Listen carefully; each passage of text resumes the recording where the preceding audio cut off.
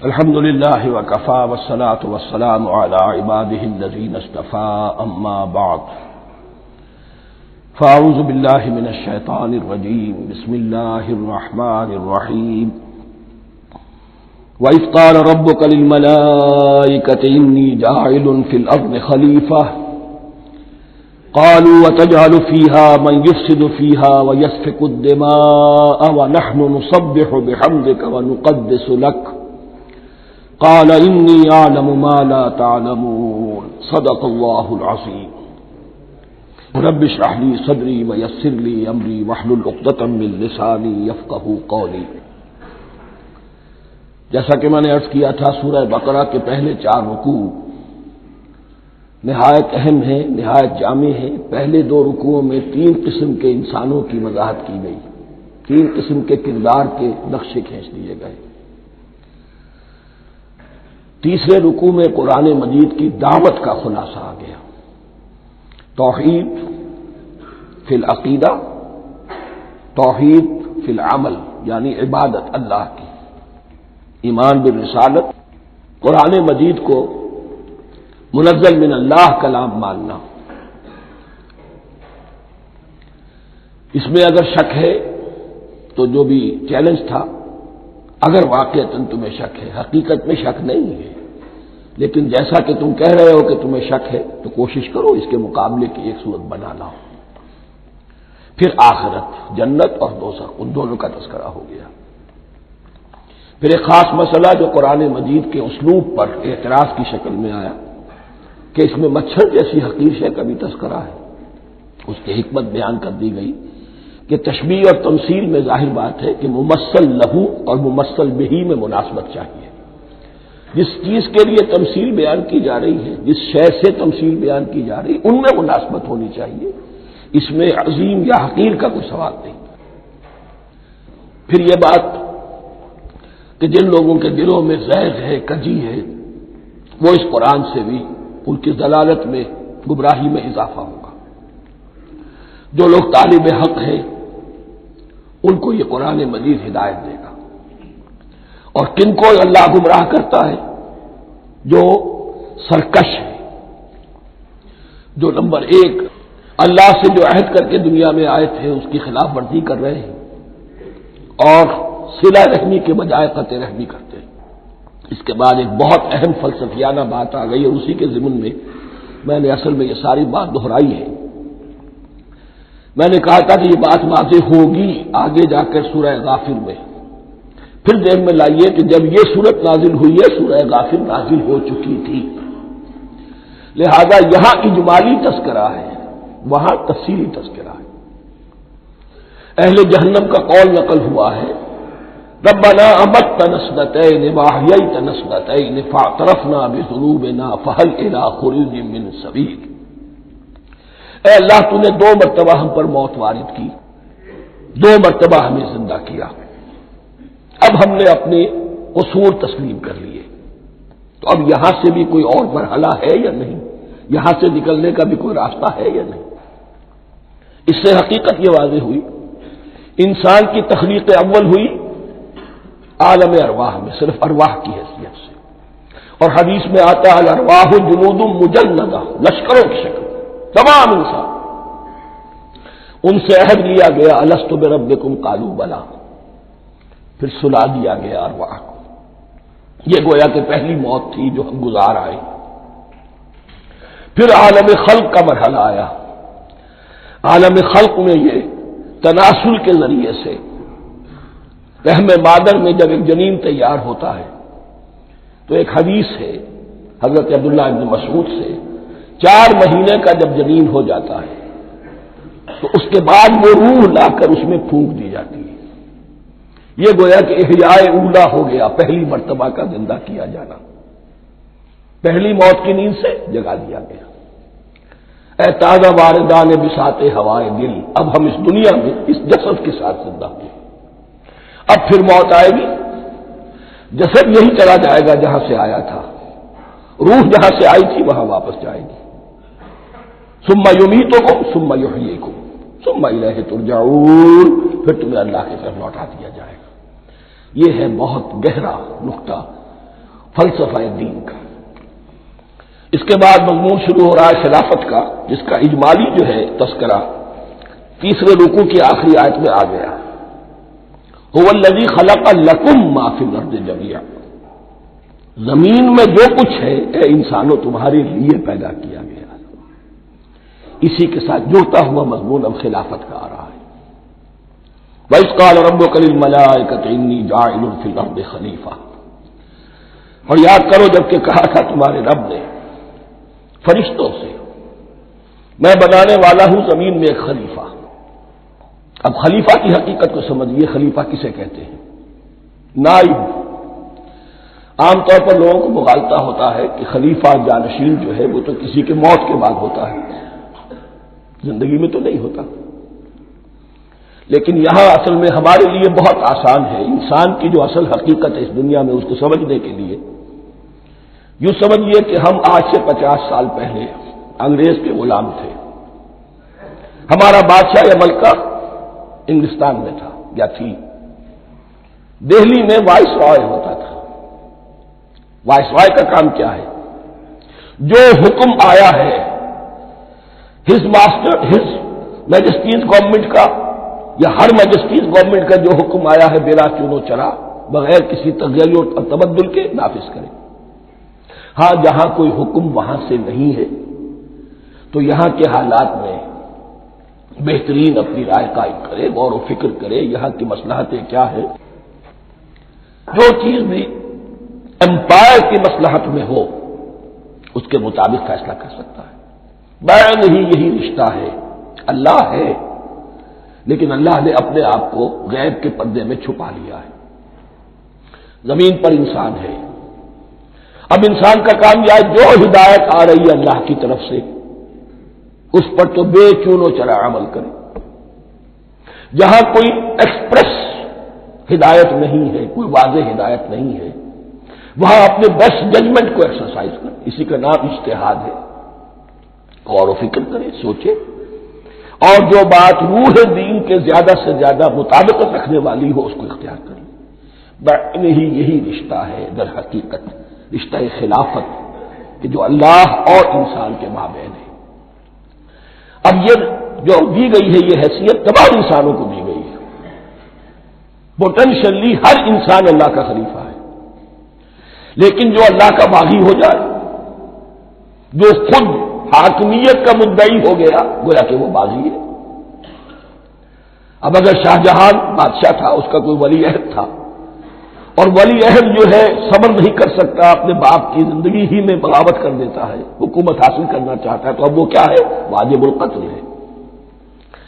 جو لوگ بھی حاکمیت کے مدعی ہو گئے، ویسے تو حقیقت واجب القتل ہے، لیکن دنیا میں مہلت دی ہے اللہ نے، یہ دارالامتحان ہے، فوراً قتل نہیں کرتا، فوراً ختم نہیں کرتا۔ وَلَوْلَا كَلِمَةٌ سَبَقَتْ مِنْ رَبِّكَ إِلَىٰ أَجَلٍ مُّسَمًّى لَقُضِيَ بَيْنَهُمْ، اگر یہ پہلے بات طے نہ ہو چکی ہوتی، ایک وقت معین تک کے لیے انہیں مہلت اللہ نے نہ دی ہوتی تو اللہ فیصلہ چکا دیتا، لیکن مہلت دی ہے۔ لیکن کم سے کم اتنی سزا ملتی ہے کہ اب وہ خلافت کے حق سے محروم کر دیے گئے۔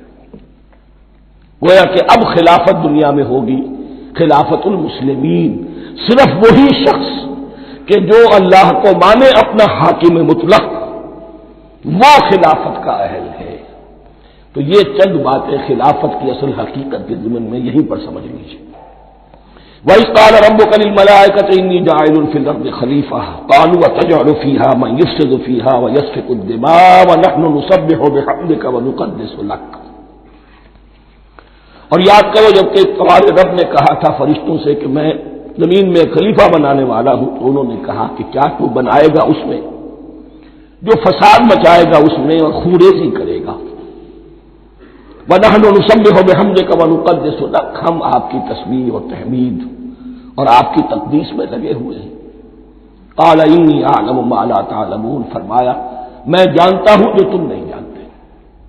اب یہاں سوال پیدا ہوتا ہے کہ فرشتوں کو یہ گمان کیسے ہوا، یہ خیال کیسے ہوا؟ دو رائے ہیں اس میں۔ ایک تو یہ کہ انسان کی تخلیق سے پہلے اس دنیا میں جنات تھے، اور انہیں بھی کچھ اللہ نے تھوڑا سا اختیار دیا تھا، اور انہوں نے یہاں فساد مچایا، انہی پر قیاس کرتے ہوئے فرشتوں نے سمجھا کہ انسان بھی پھر زمین میں فساد مچائے گا، خوریزی کرے گا۔ ایک دوسری اصولی بات یہ کہی گئی ہے کہ خلافت کا لفظ جب استعمال ہوا تو اس کے معنی ہے کہ کوئی نہ کوئی اختیار بھی ملے گا۔ جنات کے بارے میں خلافت کا لفظ کہیں نہیں آیا، انسان کے بارے میں آ رہا ہے۔ خلیفہ بالکل بے اختیار نہیں ہوتا، جیسا کہ میں نے عرض کیا، جہاں واضح حکم ہے تو اس کی تو تنفیذ، جہاں نہیں ہے وہاں اپنی رائے سے جتنا بھی بہتر سے بہتر سوچ سکتا ہو انسان رائے قائم کرے۔ یہ اختیار جو ہے، ظاہر بات ہے جہاں اختیار ہوگا صحیح استعمال ہونے کا بھی امکان ہے، غلط استعمال ہونے کا بھی امکان ہے۔ اختیار تو بلکہ یہ کہ آپ کا پولیٹیکل سائنس کا تو ایکسیم یہ ہے، authority tends to corrupt and absolute authority corrupts absolutely, تو ٹینڈنسی کرپشن کی ہوتی ہے اختیار کے اندر۔ اس بنا پر انہوں نے قیاس کیا کہ اس میں فساد ہوگا، خوریزی ہوگی۔ اللہ تعالیٰ نے فرمایا اپنی حکمتوں سے میں خود واقف ہوں، میں کیوں بنا رہا ہوں یہ میں جانتا ہوں، تم نہیں جانتے۔ وَعَلَّمَ آدَمَ الْأَسْمَاءَ كُلَّهَا، اور اللہ نے سکھا دیے آدم کو تمام کے تمام نام۔ اب اس میں بھی ایک رائے تو یہ ہے، بلکہ اس میں تقریباً اجماع ہے مفسرین کا، کہ اس سے مراد ہے تمام اشیاء کے نام، اور تمام اشیاء کے نام سے مراد ہے ان کی حقیقت کا علم۔ ہیومن نالج جو ہے، اگر آپ اس کا تجزیہ کریں گے تو وہ یہی ہے کہ انسان ایک چیز کو پہچانتا ہے، پھر اس کے لیے ایک نام رکھتا ہے یا کوئی ٹرم اس کے لیے قائم کرتا ہے۔ اس نام یا ٹرم اور اس کے حوالے سے، اصطلاح کے حوالے سے بہت سے حقائق کو اپنے ذہن کے اندر محفوظ کرتا ہے۔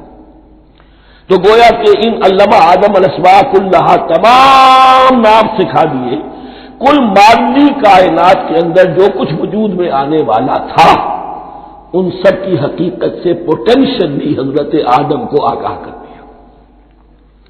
یہ پوٹینشل علم ہے، ہیومن نالج، جو ایکوائرڈ نالج ہے، جو انسان کو سم اور بسم اور اپنے اس دماغ کے کمپیوٹر کے ذریعے سے حاصل ہوتا ہے۔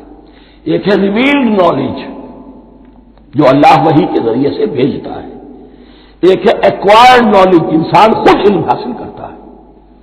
اس نے آنکھوں سے دیکھا، کان سے سنا، نتیجہ نکالا، اور اس کمپیوٹر نے اس کو پروسیس کیا، اس نتیجے کو کہیں میموری کے اندر سٹور کر لیا۔ یہ کمپیوٹر ہے بہت بڑا۔ پھر کچھ اور دیکھا، کچھ اور سنا، کچھ چھو کر معلوم ہوا، کچھ چکھ کر معلوم ہوا، کچھ سونگ کر معلوم ہوا، کوئی اور نتیجہ نکلا، اسے وہ پاس میموری کے ساتھ اس کو ٹیلی کیا اور نتیجہ نکالا۔ اس طرح رفتہ رفتہ ان السمع والبصر والفؤاد کل اولئک کان عنہ مسئولا، یہ ایکوائرڈ نالج تین چیزوں سے انسان کو حاصل ہو رہا ہے، سماعت، بصارت اور یہ عقل، جو فائدہ اخذ کرتی ہے، جو اس کو پروسیس کرتی ہے، اس تمام جو سینس ڈیٹا اس کو مہیا ہوتا ہے سینس آرگن کے ذریعے سے۔ یہ علم ہے جو پوٹینشلی حضرت آدم کو دے دیا گیا، اس کی ایکسفولیشن ہو رہی ہے، اب درجہ بدرجہ وہ علم پھیل رہا ہے، بڑھ رہا ہے، اور بڑھتے بڑھتے کہاں تک پہنچے گا ہم کچھ نہیں کہہ سکتے، کہاں سے کہاں پہنچ گیا انسان۔ اس نصف صدی کے اندر علم انسانی میں جو ایکسپلوژن ہوا ہے، میں اور آپ اس کا تصور تک نہیں کر سکتے۔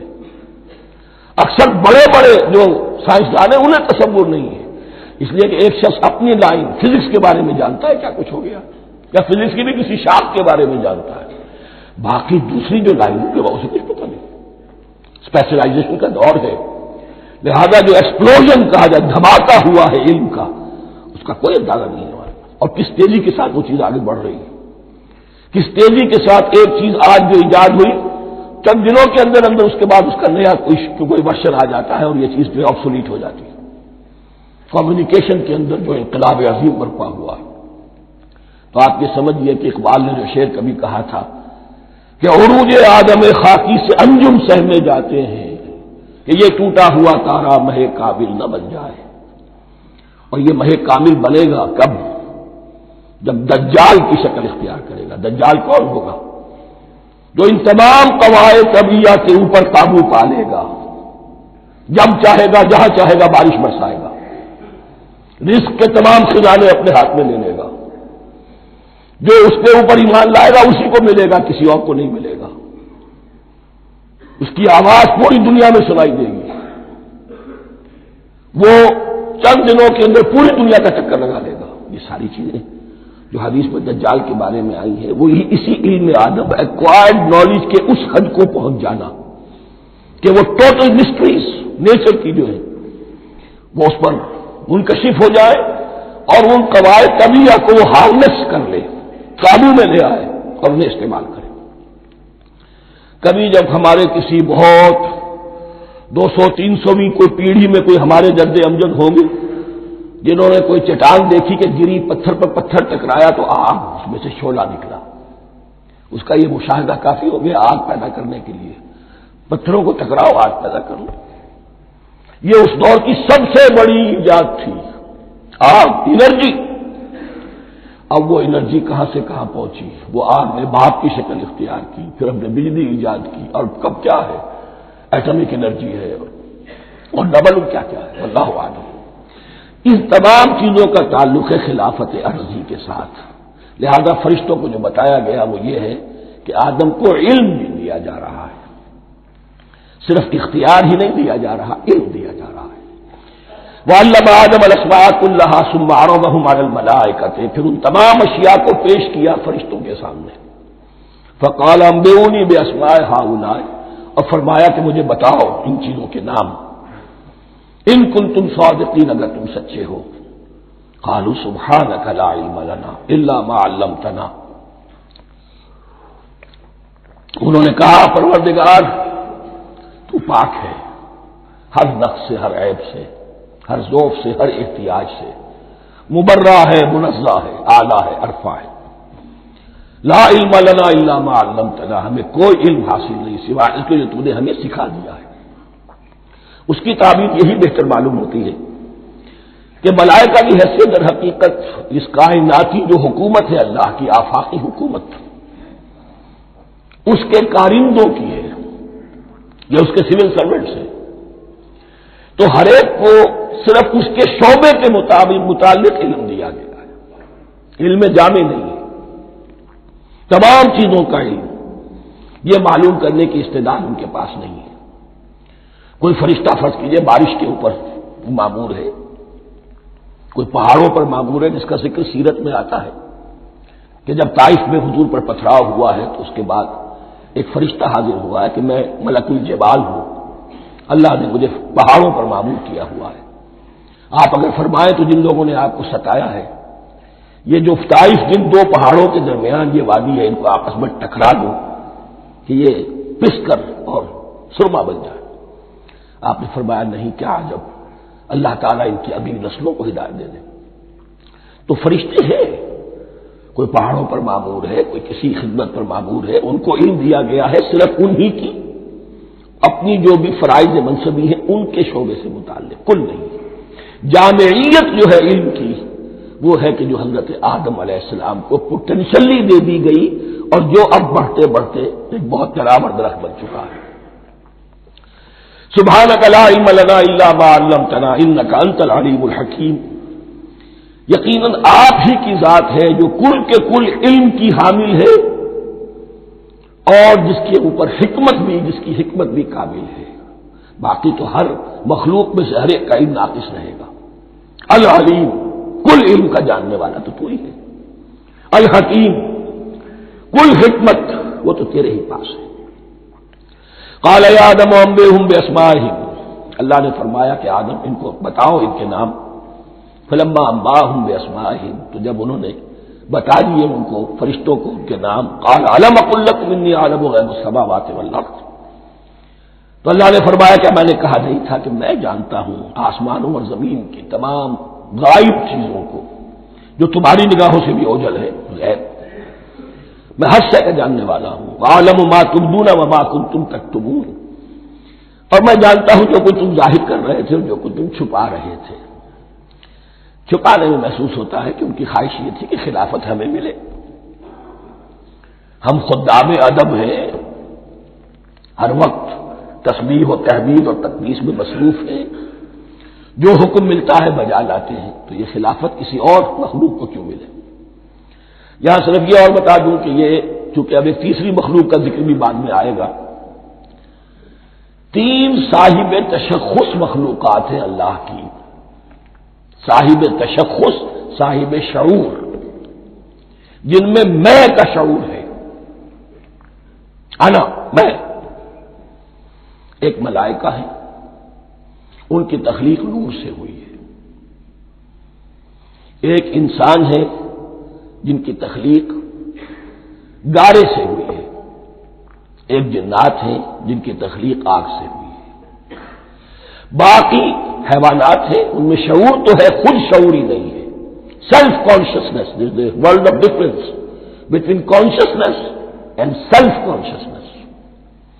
انسان جب دیکھتا ہے تو اس کو یہ بھی معلوم ہے میں دیکھ رہا ہوں، کتا بلا دیکھتا ہے، اسے یہ اندازہ نہیں ہوتا کہ میں دیکھ رہا ہوں، دیکھنے کا ایک نتیجہ ہے جو نکل آتا ہے، لیکن میں کا وجود نہیں ہے۔ یہ انا، سیلف، ایگو، یہ انسان میں ہے، جنات میں ہے، شعور میں اور فرشتوں میں ہے۔ ایک نوری مخلوق، ایک ناری مخلوق، ایک زمین کے اس کرسٹ میں، یہ جو مٹی اور گارے، مٹی کا اور پانی کا جو ملغوبہ ہے گارے کی شکل میں، اس سے بنا ہے۔ قال يا آدم انبئهم بأسمائهم فلما انباهم بأسمائهم قال ألم أقل لكم إني أعلم غيب السماوات والأرض وأعلم ما تبدون وما كنتم تكتمون وإذ قلنا للملائكة اسجدوا لآدم فسجدوا إلا إبليس۔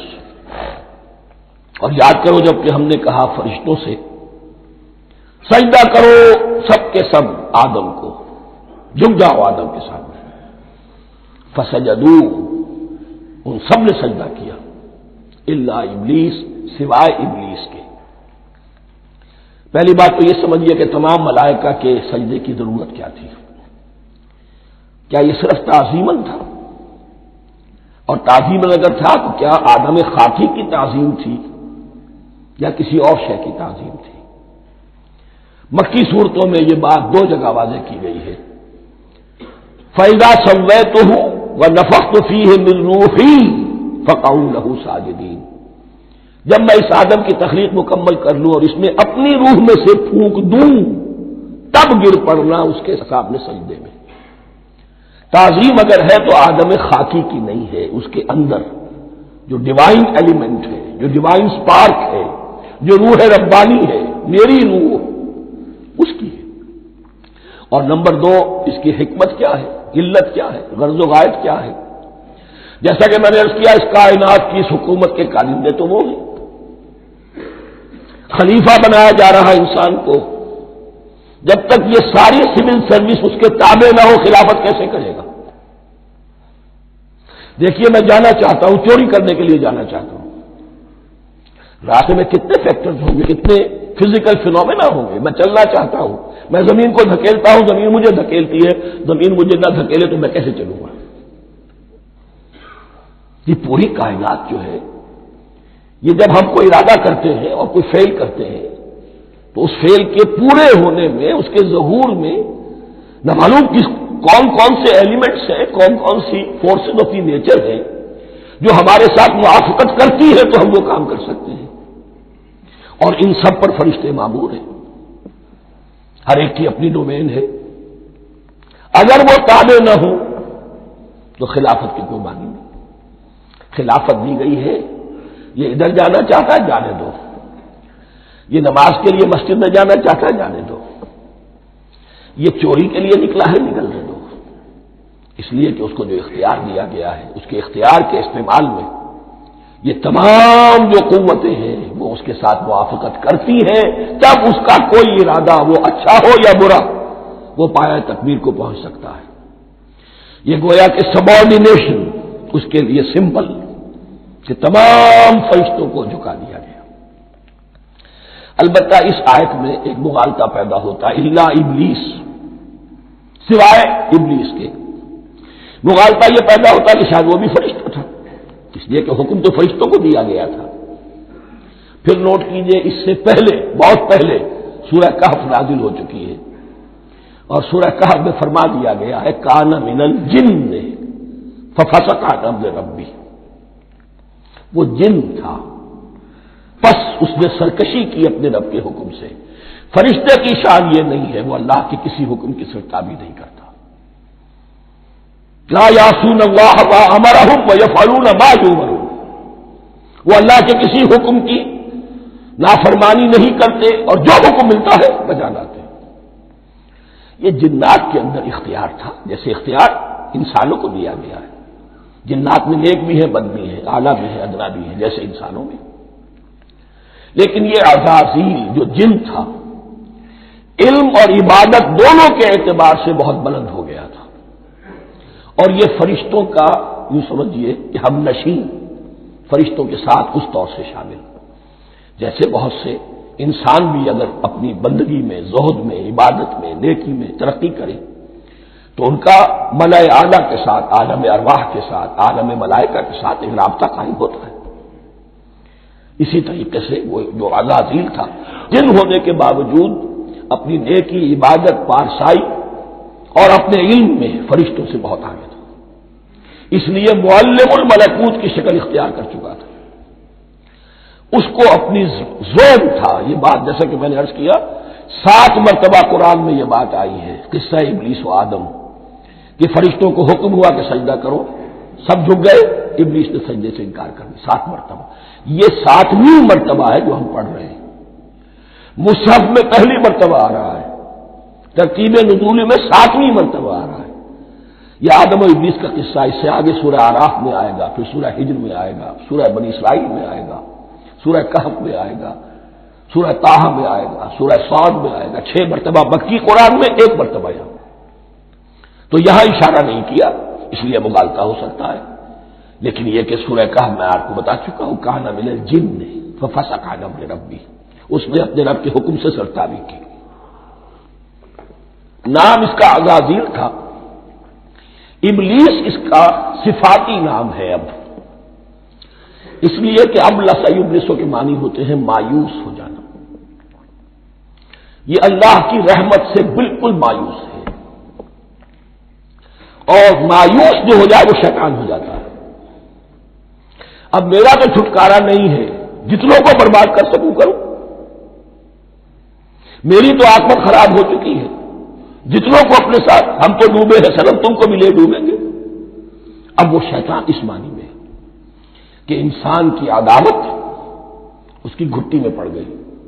اس نے اللہ سے پھر اجازت بھی لی کہ مجھے مہلت دے دے، یوم یبعثون، قیامت تک کے دن کے لیے، تو میں ثابت کر دوں گا کہ یہ آدم اس رتبے کا حقدار نہ تھا، مستحق نہ تھا جو اسے دیا گیا. انا خیر منہ، میں اس سے بہتر ہوں.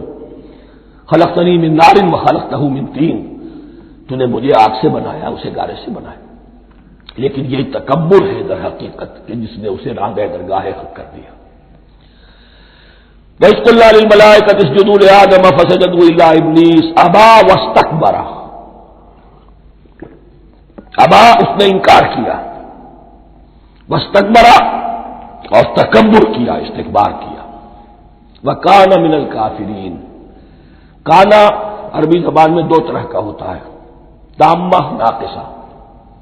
ایک معنی یہ ہو سکتے ہیں کہ ہو گیا، اب اپنے اس استکبار اور انکار کی وجہ سے کانا من الکافرین، وہ کافروں میں سے ہو گیا. ایک کانا تامہ ہوتا تھا ہی کافروں میں سے، یعنی اس کے اندر سرکشی چھپی ہوئی تھی، اب ظاہر ہو گئی. یہ معاملہ ہوتا ہے، کسی شخص کی بدنیتی اس کے اوپر پردے پڑے رہتے ہیں نیکی کے، زہد کے، کسی خاص وقت میں آ کر وہ ننگا ہو جاتا ہے، اور جو اس کے اندر تھا اصل، اس کی حقیقت، وہ سامنے آ جاتی ہے. اس کا امکان ہے. تو دونوں معنی اس کے ہو سکتے ہیں. وَقُلْنَا يَا آدَمُ اسْكُنْ أَنْتَ وَزَوْجُكَ الْجَنَّةَ، اور ہم نے کہا کہ اے آدم رہو تم اور تمہاری بیوی جنت میں. اب یہ جنت کون سی ہے؟ اکثر حضرات کے نام کر کے نزدیک یہ جنت کہیں آسمان ہی میں تھی، آسمان ہی میں حضرت آدم کی تخلیق ہوئی. البتہ یہ سب مانتے ہیں کہ ایک وہ جنت الفردوس جو ہے جس میں جانے کے بعد پھر واپس نکلنے کا کوئی امکان نہیں، یہ وہ جنت نہیں ہے جس میں کہ آخرت میں لوگوں کو جا کر داخل ہونا ہے.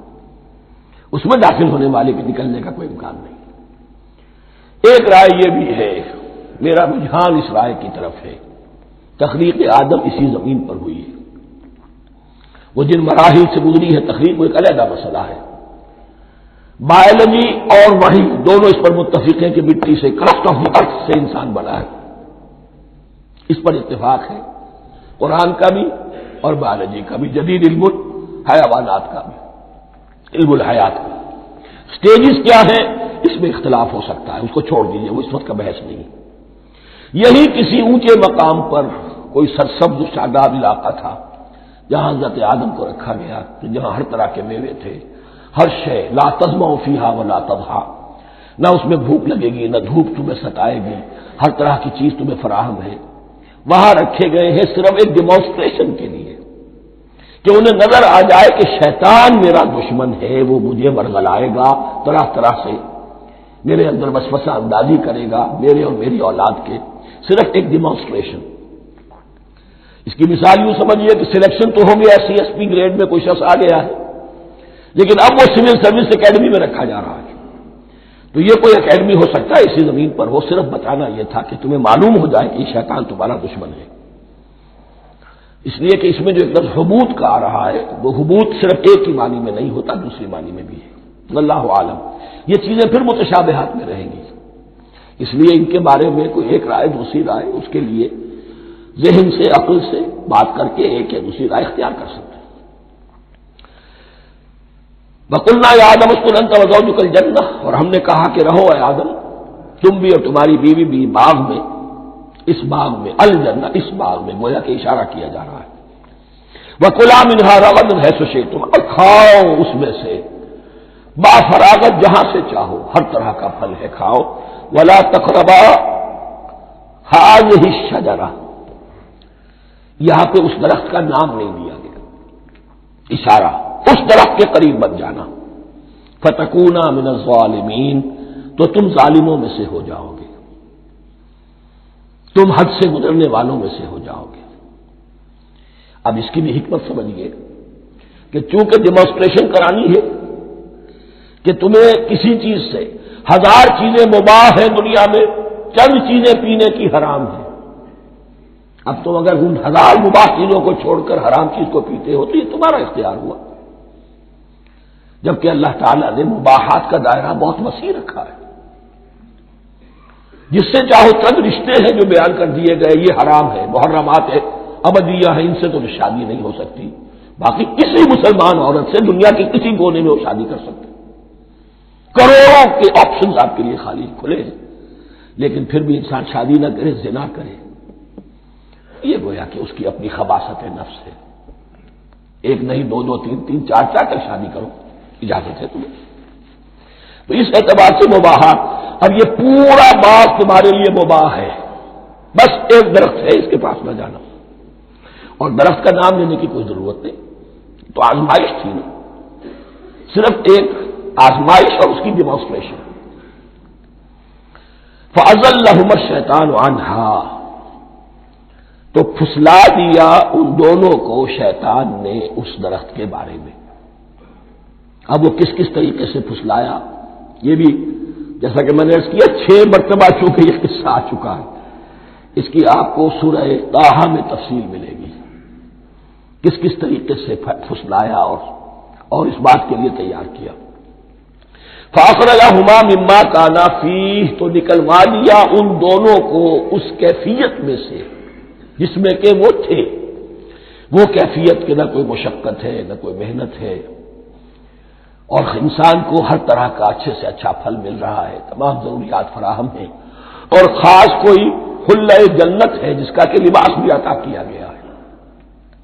لیکن ان کیفیات سے اب نکال کر، اب جسے آپ کہیں گے بٹر فیکٹس آف لائف، اچھا اب جاؤ، یہ ڈیمانسٹریشن کرنی تھی، ہو گئی. شیطان تمہارا دشمن ہے، تمہارا اور تمہاری نسل کا، شیطان لعین، اور وہ تمہیں پھسلائے گا جیسے آج پھسلایا ہے. تم آگاہ رہنا اس کی شرارتوں سے. ان الشیطان لکم عدو فاتخذوہ عدوا، یہ شیطان تمہارا دشمن ہے، اسے اپنا دشمن ہی سمجھو. لیکن یہ ہے کہ اگر کچھ لوگ اسے دوست بنا لیں، اس کے ایجنٹ بن جائیں، اس کے کارندے بن جائیں، یہ ان کا چوائس ہے جس کی سزا انہیں ملے گی. فَأَخْرَجَهُمَا مِمَّا كَانَا فِيهِ وَقُلْنَا اهْبِطُوا بَعْضُكُمْ لِبَعْضٍ عَدُوٌّ، اور ہم نے کہا اترو، تم سب ایک دوسرے کے دشمن ہوگے۔ اب یہ چونکہ جمع کا صیغہ آیا ہے، ایک دوسرے کے دشمن ہوگے، تو ایک دشمنی تو شیطان اور آدم اور ذریت آدم کی ہے، ایک اور دشمنی بھی ہے جو انسان میں مرد اور عورت کے مابین ہے۔ عورت بھی پھسلاتی ہے، غلط راستے پر ڈالتی ہے، مرد عورتوں کو گمراہ کرتے ہیں، عورتیں مردوں کو گمراہ کرتی ہیں۔ قرآن مجید میں کہا گیا یا ایھا الذین آمنوا ان من ازواجکم واولادکم عدوا لکم فاحذروہم، اہل ایمان چوکنے رہو، چوکس رہو، تمہاری بیویوں اور اولاد میں سے تمہارے دشمن ہیں، بچ کر رہو، کیپ الرٹ، کہیں ان کی محبت تمہیں راہ حق سے منحرف نہ کر دے۔ تم ایک اچھا کام کرنا چاہتے ہو، بیوی رکاوٹ بن گئی، بیوی کو اچھا کام کرنا چاہتی، شوہر رکاوٹ بن گیا، تو یہ محبت نہیں ہے، یہ عداوت ہے۔ اس حوالے سے بعضکم لبعض عدو ولکم فی الارض مستقر ومتاع الی حین، اور تمہارے لیے اب زمین میں مستقر ہے، جائے قیام ہے اور متاع ہے، ضرورت کی چیزیں ہیں ہم نے فراہم کر دی ہیں، الی حین، لیکن ایک وقت معین تک کے لیے، یہ ابدی نہیں ہے، ایک وقت آئے گا یہ بساط ہم لپیٹ دیں گے۔ یوم نطوی السماء کطی السجل للکتب، جس دن کہ ہم تمام فضاؤں کو اور تمام خلاؤں کو، تمام آسمانوں کو اس طرح لپیٹ لیں گے جیسے کتابوں کا طوبار لپیٹ لیا جاتا ہے، ایک وقت آئے گا۔ یہ تخلیق الی اجل مسمى ہے، الی حین ہے۔ فتلقى آدم من ربه کلمات فتاب علیہ، تو سیکھ لیے، حاصل کر لیے آدم نے اپنے رب سے کچھ کلمات، تو اللہ نے ان کی توبہ قبول کر لی۔ اب اس کی وضاحت سورہ اعراف میں ہے، یہ تو چونکہ پس منظر میں وہ 2/3 قرآن موجود ہے، اس کی وضاحت کیا ہے کہ حضرت آدم میں سخت پشیمانی پیدا ہوئی ہے، میں نے کیا کیا، مجھ سے خطا سرزد ہو گئی، اللہ کے حکم کی میں نے خلاف ورزی کی، لیکن ان کے پاس الفاظ نہیں تھے کن الفاظ میں اللہ سے استغفار کریں، کن الفاظ میں اللہ سے معافی چاہے۔ اللہ کی رحمت یہ ہوئی کہ اللہ نے الفاظ میں خود تلقین فرما دی، یہ اللہ کی شان رحیمی ہے۔ اصل شے جو ہے وہ انسان کے اندر گناہ پر ندامت کا پیدا ہو جانا ہے، یہ اصل توبہ ہے۔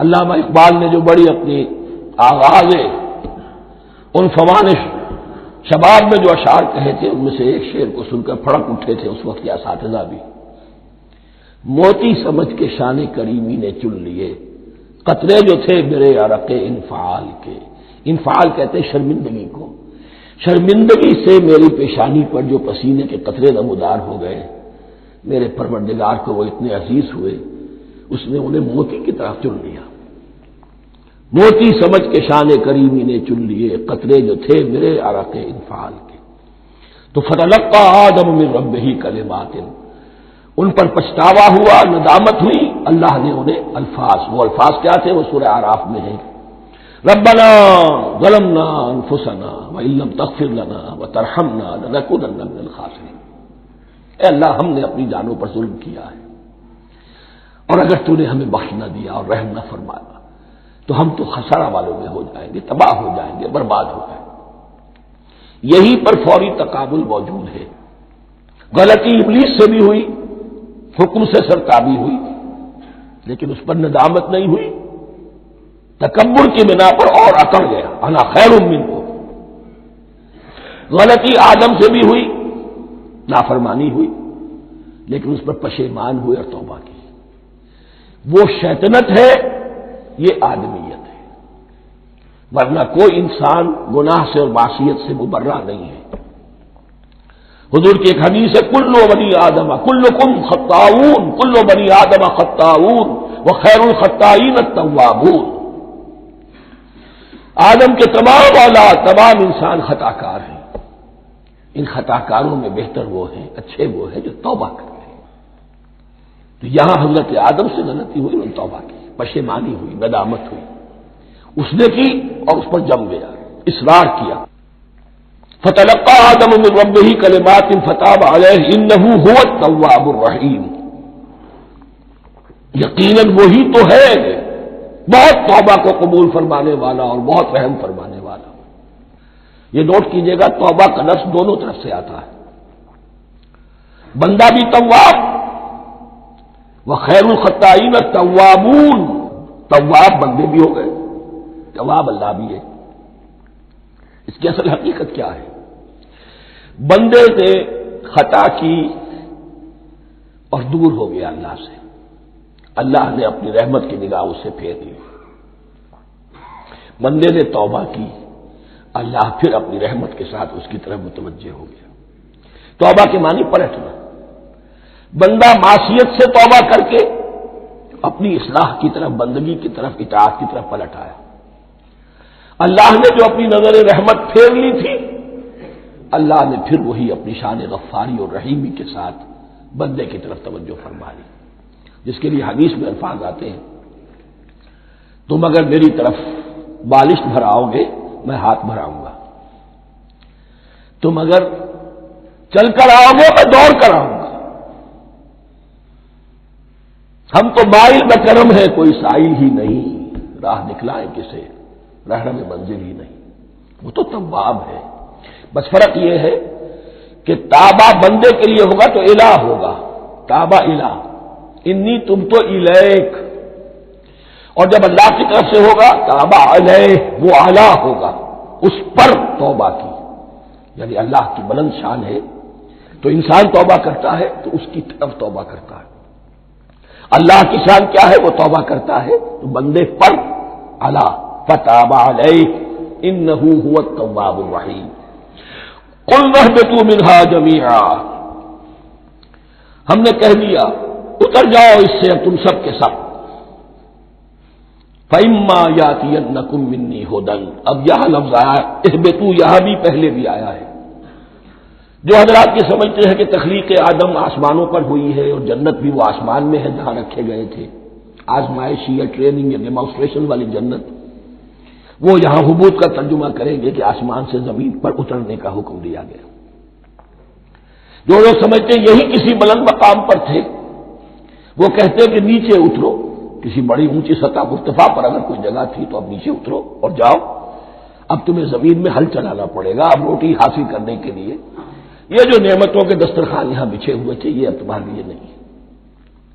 اس کے لیے اس معنی میں لفظ کا استعمال جو ہے وہ آ جائے گا آگے چل کر اسی سورہ بقرہ کے اندر، کہ اس معنی میں بھی سورہ بقرہ کے 7ویں رکوع میں یہ لفظ استعمال ہوا ہے، تو امکان اس کا بھی ہے۔ بس اس سے آگے ادھر یا ادھر کی زیادہ بحث کرنے کا یہ موقع دورہ ترجمہ قرآن میں نہیں ہے۔ قُلْ اهْبِطُوا مِنْهَا جَمِيعًا فَإِمَّا يَأْتِيَنَّكُم مِّنِّي هُدًى فَمَن تَبِعَ هُدَايَ فَلَا خَوْفٌ عَلَيْهِمْ وَلَا هُمْ يَحْزَنُونَ، تو جب بھی آئے گی تمہارے پاس میری جانب سے کوئی ہدایت، تو جو کوئی میری ہدایت کی پیروی کرے گا اس کے لیے نہ خوف ہوگا اور نہ وہ حزن سے دوچار ہوگا۔ یہ ہے علم انسانی کا دوسرا گوشہ، ریویلڈ نالج۔ اس چوتھے رکوع کی جو حسن ہے اسے دیکھیے، شروع میں ایکوائرڈ نالج کا ذکر ہے جو پوٹینشلی حضرت آدم کی ذات میں رکھ دیا گیا اور جو انسان نے پھر اپنی محنت سے ان السمع والبصر والفؤاد اس کے ذریعے سے آگے بڑھایا۔ یہ علم ہے چل رہا ہے، آج مغربی اقوام ہم سے بہت آگے ہیں، کبھی ایک زمانے میں مسلمان آگے نکل گئے تھے، لیکن ظاہر بات ہے کہ اس دنیا میں عروج تو انہی کو ہوگا جو ان چیزوں میں سب سے زیادہ جس کی آگہی حاصل ہوگی۔ البتہ ایک علم وہ ہے جو آسمان سے نازل ہوتا ہے، یہ گیون ہے، ریویلڈ نالج ہے، یہ وحی ہے۔ فَإِمَّا يَأْتِيَنَّكُم مِّنِّي هُدًى، تمہارے مقام خلافت کا تقاضا یہ ہے جو احکام ہمارے آئے، جو ہدایات ہم بھیجیں ان کو تو پوری طریقے سے اس کی پیروی کرو۔ فَمَن تَبِعَ هُدَايَ، تو جو کوئی بھی میری ہدایت کی پیروی کرے گا فَلَا خَوْفٌ عَلَيْهِمْ وَلَا هُمْ يَحْزَنُونَ وَالَّذِينَ كَفَرُوا، اور جو ناشکری کریں گے، کفر کریں گے، انکار کریں گے، وَكَذَّبُوا بِآيَاتِنَا، اور ہماری آیات کو جھٹلائیں گے، فَأُولَٰئِكَ أَصْحَابُ النَّارِ هُمْ فِيهَا خَالِدُونَ، تو وہ جہنمی ہوں گے، آگ والے ہوں گے، اس میں ہمیشہ ہمیشہ رہیں گے۔ یہ ہے گویا کہ چارٹر، اس نوع انسانی کو جو ابدی چارٹر اللہ نے دیا ہے، جبکہ زمین کا چارج دے دیا گیا خلیفہ کی حیثیت سے۔ یہاں یہ 4 رکوع جو ہے سورہ بقرہ کے، جو میں نے عرض کیا تھا، قرآن کی دعوت، قرآن کا بنیادی فلسفہ، اس پر یہ جام ہے، اور یہ مکی صورتوں کے مضامین کا خلاصہ۔ اب یہاں سے شروع ہو رہا ہے 5ویں رکوع سے مسلسل 10 رکوع، مسلسل خطاب ہے بنی اسرائیل سے۔ البتہ ان میں ایک تقسیم ہے، پہلے رکوع میں دعوت ہے۔ دعوت جب ہوتی ہے تو آمادہ کرنا، تشویق، ترغیب، دل جوئی، نرمی، یہ دعوت کے اجزاء لا ينفک ہے، اس کے بغیر دعوت مؤثر نہیں ہوتی۔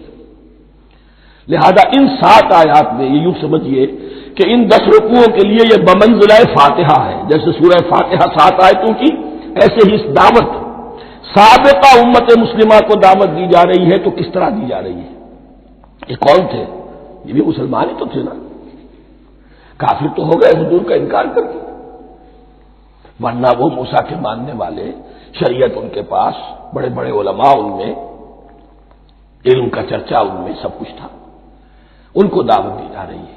لیکن میں اس لیے آپ کو چاہتا ہوں، اس کو توجہ دلا رہا ہوں، آج اگر مسلمانوں میں جو غافل ہو گئے، اپنی حقیقت کو بھول گئے، اپنے فرض منصبی سے غافل ہو گئے، دنیا کے اور قوموں کی طرح کی ایک قوم بن کر رہ گئے، اگر کوئی ایک داعی گروہ کھڑا ہو، کوئی جماعت، کوئی فرد، اور اس سے جماعت بنے، تو ظاہر بات ہے سب سے پہلے اسے اسی امت کو دعوت دینی ہوگی، اس لیے کہ دنیا تو اسلام کو پہچانے گی اس امت کے حوالے سے۔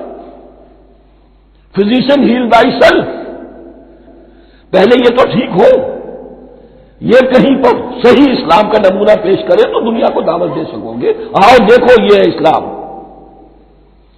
اس لیے ان کو جو دعوت دینے کا اسلوب ہونا چاہیے وہ عکس ہوگا اس اسلوب کا جو ان 7 آیات میں ہمارے سامنے آ رہا ہے۔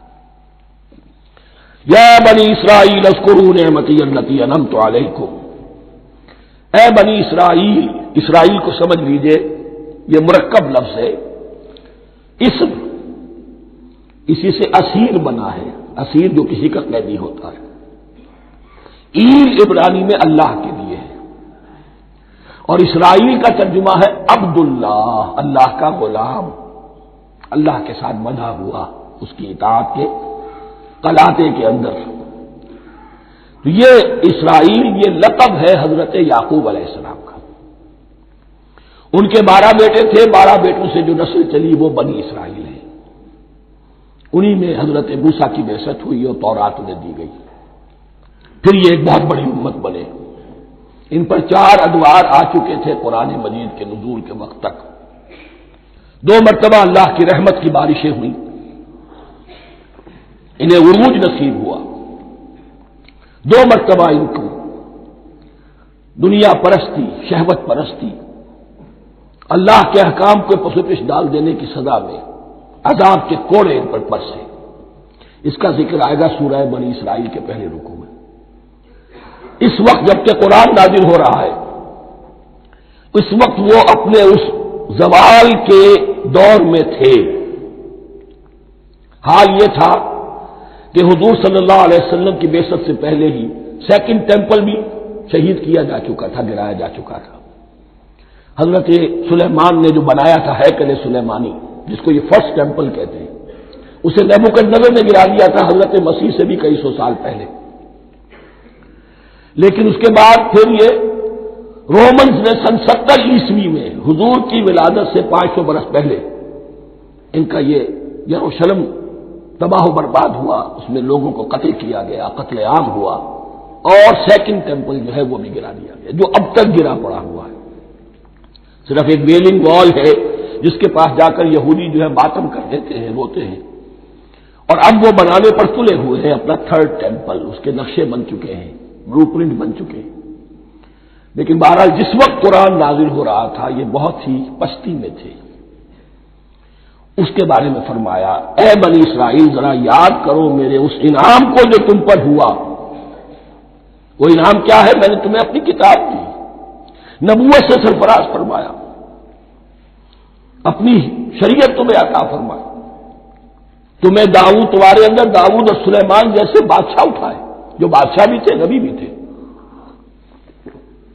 وَأَوْفُوا بِعَهْدِي، اور میرے وعدے کو پورا کرو تاکہ میں بھی اپنے وعدے کو پورا کروں۔ یہ وعدہ ہے جو کتاب استثناء جو ہے اولڈ ٹیسٹمنٹ کی، ڈیوٹرانومی، اس کے 18ویں باب کی آیت نمبر 18-19 میں ہے۔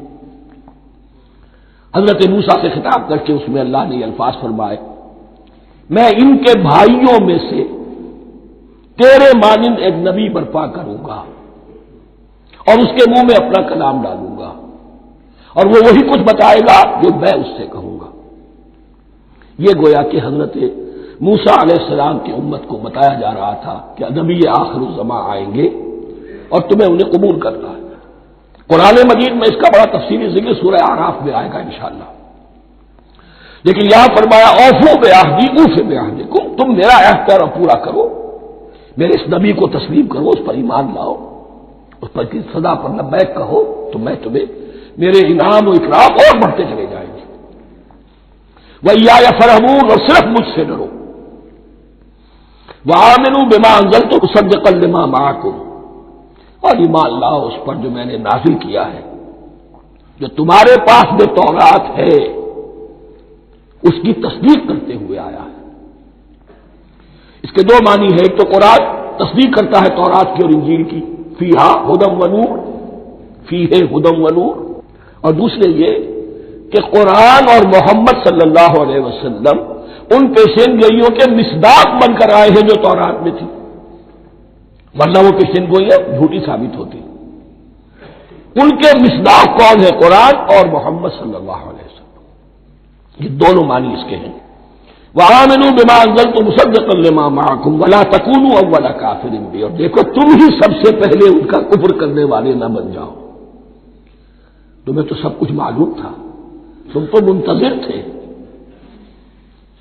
تم تو آخری نبی کے انتظار میں تھے اور ان کے حوالے سے دعائیں کیا کرتے تھے کہ اللہ اس نبی آخر الزمان کے واسطے سے ہماری مدد فرما اور کافروں کے مقابلے میں ہمیں فتح عطا فرما۔ یہ آئے گا آگے چل کر اسی سورہ بقرہ کے اندر، لیکن اب تم ہی سب سے بڑھ کر کافر ہو گئے، تم ہی سب سے بڑھ کر دشمن ہو گئے۔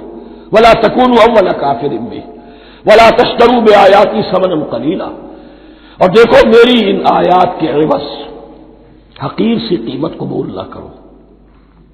یہ آیات الہیہ ہیں، ان کو رد کر رہے ہو، کس لیے؟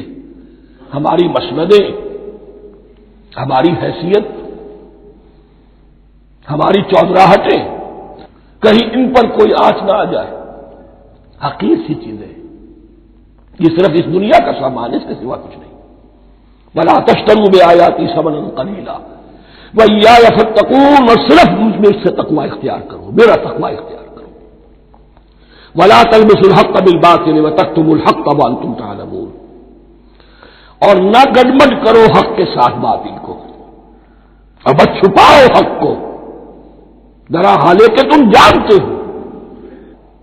یہ بات اچھی طرح نوٹ کرنی ہے، جانتے بوجھتے کرنا، ایک ہے مغالطے میں کرنا، وہ ضلالت ہے، گمراہی ہے، ایک جان بوجھ کر کرنا، حق کو پہچان کر اسے رد کرنا، یہ پھر اللہ تعالیٰ کے غضب کو دعوت دینا ہے، wrath of اللہ، اس کے غضب کو دعوت دینا ہے کہ حق کو پہچان کر اس کی نفی کی جائے۔ وَأَنْتُمْ تَعْلَمُونَ، علماء یہود قرآن مجید میں آگے چل کر آئے گا، ایسے پہچانتے تھے محمد کو اور قرآن کو جیسے اپنے بیٹوں کو، یعرفونہ کما یعرفون ابناہم، ایسے پہچانتے جیسے اپنے بیٹوں کو۔ وَأَقِیمُوا الصَّلَاةَ وَآتُوا الزَّکَاۃَ، دیکھو نماز قائم کرو، زکات ادا کرو، وَارْکَعُوا مَعَ الرَّاکِعِینَ، اور جھکنے والوں کے ساتھ جھکو۔ یہ اول تو رکوع کو انہوں نے اپنے ہاں سے خارج کر دیا تھا، ثانیاً باجماعت نماز ان کے ہاں ختم ہو گئی تھی۔ وَارْکَعُوا مَعَ الرَّاکِعِینَ، جماعت باجماعت نماز کی طرف اشارہ ہے۔ أَتَأْمُرُونَ النَّاسَ بِالْبِرِّ وَتَنْسَوْنَ أَنفُسَكُمْ، کیا تم لوگوں کو نیکی کا حکم دیتے ہو، تقوی کی، پارسائی کی تعلیم دیتے ہو؟ میں کہہ رہا ہوں کہ اصل میں مخاطب کون ہے؟ علماء یہود، اس آیت سے ثابت ہو گیا عالم ہمارا بھی جب بھی کھڑا ہوگا اونچے سے اونچا آواز کہے گا، اعلیٰ سے اعلیٰ بات کہے گا۔ اکثر و بیشتر کا حال یہ ہے کہ ان کا اپنا کردار دیکھیے تو کوئی مناسبت ہی نہیں اس سے کہ جو وہ بات کہہ رہا ہے، جو لوگوں کو دعوت دے رہا ہے اس پر خود عمل نہیں۔ تو یہی در حقیقت علماء یہود کا کردار بن چکا تھا۔ اتامرون الناس بالبر وتنسون انفسکم، کیا تم لوگوں کو نیکی کا حکم دیتے ہو اور خود اپنے آپ کو بھول جاتے ہو؟ وانتم تتلون الکتاب، اور یہ سب کچھ تم کر رہے ہو اس حال میں کہ کتاب پڑھتے بھی ہو، تورات پڑھتے ہو، صاحب تورات ہو۔ ہمارے بھی بہت سے علماء کا علماء سو جنہیں ہم کہتے ہیں حال یہ ہو چکا ہے، خود بدلتے نہیں قرآن کو بدل دیتے ہیں، ہوئے کس درجہ فقیہان حرم بے توفیق۔ جو صورتحال ہے صرف قرآن کا متن بچا ہوا ہے، اس کے مفہوم میں، اس کی تفسیر میں، اس کے ترجمے میں تو تحریفیں موجود ہیں، بڑی بڑی تحریفیں موجود ہیں، متن بچا ہوا ہے، وہ اس لیے کہ اللہ تعالیٰ نے اس کی حفاظت کا ذمہ لیا ہے۔ وَاسْتَعِینُوا بِالصَّبْرِ وَالصَّلَاةِ، اور مدد حاصل کرو دو چیزوں سے، صبر اور نماز۔ یہ صبر کا لفظ یہاں پر بہت قیمتی ہے، بہت بامانی ہے۔ علماء سو کیوں وجود میں آتے ہیں؟ جب وہ دنیا کے کتے بن جائیں گے تو دین کو بدنام کرنے والے ہوں گے۔ بظاہر دینی مناسب ہیں لیکن اصل میں ان کے پردے میں دنیا داری کی جا رہی ہے، صبر نہیں، بس صبر کے ساتھ اور نماز کے ساتھ، اس لیے کہ آپ صحیح راستے پر آئیں گے۔ اگر کوئی عالم دین لوگوں پر تنقید کرے گا، لولا ینہاہم الربانیون والاحبار، کیوں نہیں روکتے ان کے علماء اور ان کے اولیاء اور صوفیاء ان کو حرام کھانے سے اور جھوٹ بولنے سے؟ اگر کوئی شخص روکے گا اس کو پھر نذرانے تو نہیں ملیں گی، اس کی خدمتیں تو نہیں ہوگی۔ اگر تو دنیا میں صبر اختیار کرنا ہے تب تو آپ حق بات کہہ سکتے ہیں، اور اگر دنیاوی ایمبیشنز ہیں تو پھر آپ کو کہیں نہ کہیں کمپرومائز کرنا پڑے گا۔ وَاسْتَعِینُوا بِالصَّبْرِ وَالصَّلَاةِ، صبر اور نماز۔ وَإِنَّهَا لَكَبِیرَةٌ، اور یقیناً یہ بہت بھاری شے ہے، بہت بھاری شے ہے۔ عام طور پر خیال یہ ہے کہ انہا کی ضمیر صرف صلاۃ کی طرف جاتی ہے، نماز بہت بھاری ہے۔ ایک رائے یہ ہے کہ نہیں، یہ پورے طرز عمل کی طرف جا رہی ہے، یہ طرز عمل کہ خود صبر کرو، اس دنیا میں صبر کرو، دنیا اور دنیا کے متعلقات میں کم سے کم پر قانع ہو جاؤ اور حق کا بول بالا کرنے کے لیے میدان میں آ جاؤ، یہ طرز عمل۔ اور اس میں پھر نماز، الصلاۃ و عماد الدین۔ وَإِنَّهَا لَكَبِیرَةٌ إِلَّا عَلَى الْخَاشِعِینَ، یہ یقیناً بہت بھاری چیز ہے، یہ روش، یہ رویہ بھی بہت بھاری اور نماز بھی بہت بھاری ہے، سوائے ان خشوع رکھنے والوں کے، ڈرنے والوں کے، جن کے دل جھک گئے ہیں اللہ کے سامنے۔ الذین یظنون انہم ملاقو ربہم، جنہیں یہ یقین ہے کہ انہیں اپنے رب سے ملاقات کرنی ہے، جیسا کہ میں نے شروع میں توجہ دلائی تھی، وبالآخرۃ ھم یوقنون، یہ ایمان بالآخرت ہے جو انسان کو سیدھا رکھتا ہے عمل کے میدان میں۔ الذین یظنون انہم ملاقو ربہم وانہم الیہ راجعون، اور جنہیں یہ یقین ہے کہ بالآخر اسی کی طرف ہمیں لوٹنا ہے۔ بارک اللہ لی ولکم فی القرآن العظیم ونفعنی وإیاکم بالآیات والذکر الحکیم۔